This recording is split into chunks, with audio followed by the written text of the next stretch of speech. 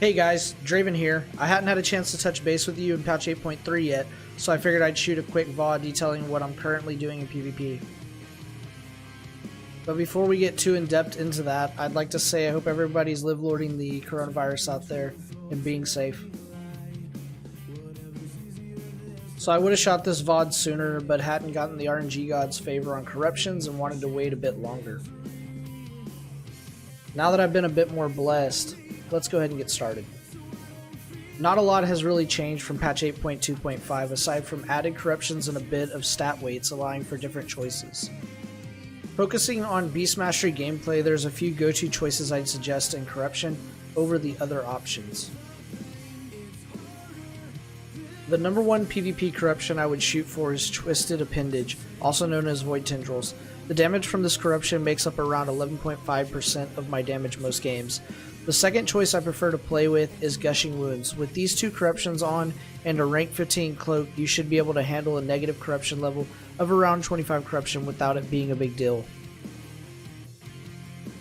The corruptions I would choose to avoid are any proc-based corruptions that can give an AoE effect which can break your traps, and forfeit any benefit they may have otherwise given, such as infinite stars. Alright, so I'm not going to be discussing PvE in this video as I do not main PvE and the most I've cleared is a 16 Mythic Keystone.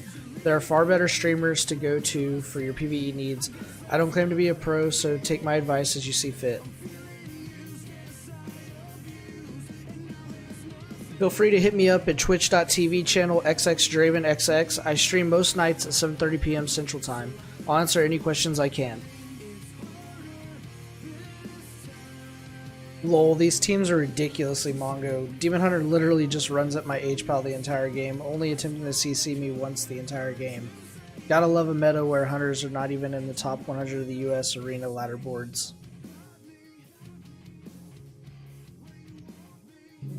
Mongo or not, we win.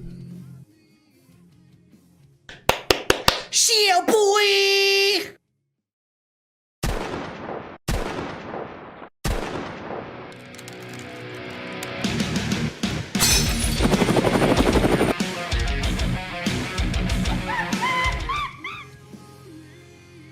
Okay, so that transmog is supposed to look like Reptile from Mortal Kombat. Let me know if I was close in the comments. So ideally, I like a really well-rounded Azurite trait setup consisting of 2 Primal Instincts, 2 Feeding Frenzies, and 2 Haze of Rage. On Azurite essences, I run Crucible of Flame Major, Breath of the Dying Minor, Essence of the Focusing Iris Minor, and Conflict and Strife as a minor. In stat priority, I go Versatility, Haste, Mastery, Crit, in that order. For trinkets, I prefer either the Mecha Cycle trinket from Junkyard or the Maledict in its place, with the Dragon Skull as the slot 14 trinket. It procs often and the haste feels nice when it procs. I keep this on most of the time. You can also trade it for the on proc Agility trinket that has Versatility as main stat.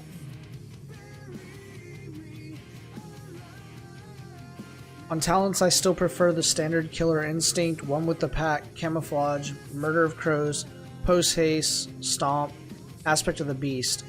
On PvP talents, I swap up pretty frequently depending on the comp I am facing. The standard I run is Viper Sting, Explosive Trap, and Roar Sacrifice, but I repeat every single game I change 1 or 2 PvP talents to fit the comp I am versing. I won't get into the details on that as it is too expansive. Stop by my stream if you want more in-depth answers to that question. So in the coming weeks, we are exposed to the changes happening to our classes in Shadowlands, and I'd like to hear your concerns and list a few of my worries. Starting with the few positives I've seen with Beast Mastery Hunter is the return of Tranquilizing Shot and Scare Beast. Scare Beast is situational but extremely useful versus druids, hunters, shaman comps, that kind of thing. Trank Shot coming back to the hunter feels like a huge improvement over Spirit Shock, as the hunter will have improved control in this version of the ability as well. Spirit Shock had a lot of weaknesses as far as people being too close in melee range and it not going off like it's supposed to.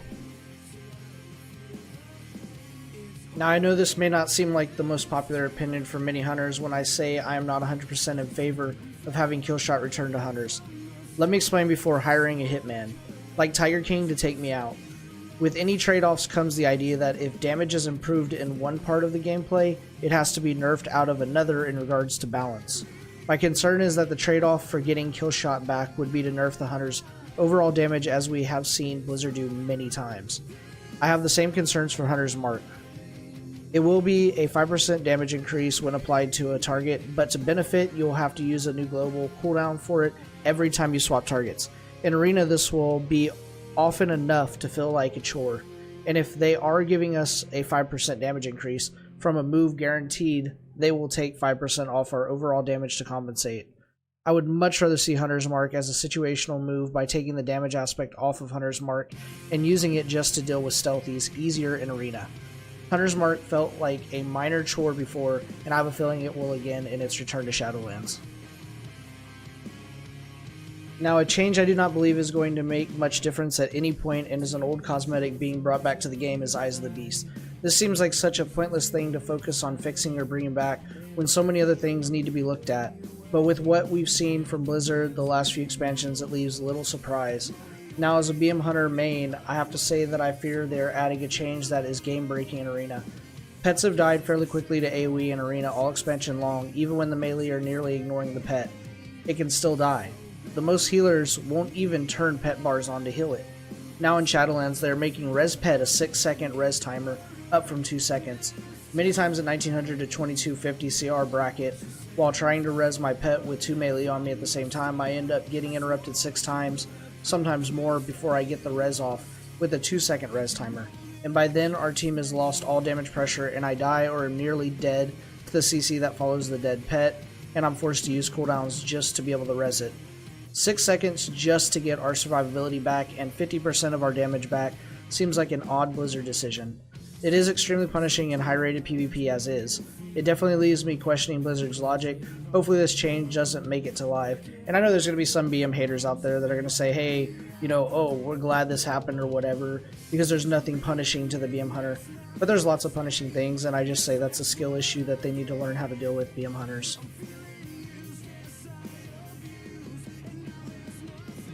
What are your feelings on BM Hunter changes for Shadowlands? Do you think BM Hunter will have a place in high-rated gameplay, or will you be benching your Hunter?